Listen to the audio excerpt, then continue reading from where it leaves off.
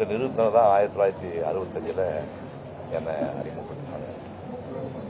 எனக்கு சொந்த பேரு பழனிசாமி. இந்த பேரை சிவகுமார்னு மாற்றி வச்சது சரவணன் சார். சரவணன் சார் தான் அண்ணன் தம்பி 4 பேர் இருந்தால் கூட எனக்கு இந்த பேரை சிவகுமார் வச்சது சரவணன் சார். அவர் ஞாபகத்தமாக தான் என் மகன் சூர்யாவுக்கு ஒரிஜினல் பேர் சரவணன் நான் பேர் வச்சேன்.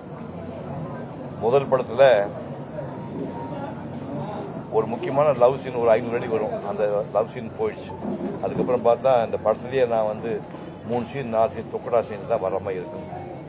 அப்போ நான் மாணிக்கம் ரெக்கார்டிங் தியேட்டர் பக்கத்தில் நின்று அழுதுட்டு இருந்தேன். அப்போ சரவணன் சார் வந்தார்.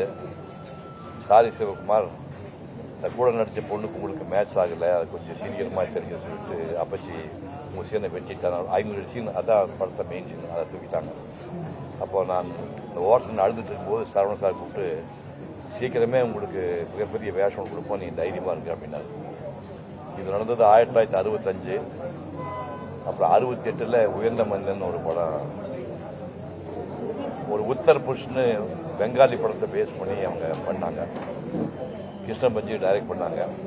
சிவாஜி எனக்கு அப்பா வேஷம் பண்ணாரு.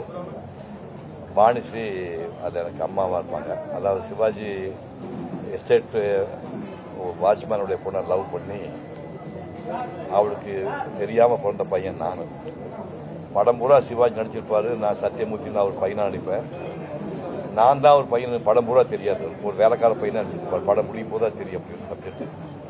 தமிழ் சினிமாவில் ஒரு மிகச்சிறந்த படங்கள் ஒரு 100 படங்கள் எடுத்துட்டிங்கன்னா அது ஒரு படம் உயர்ந்த மனிதன்.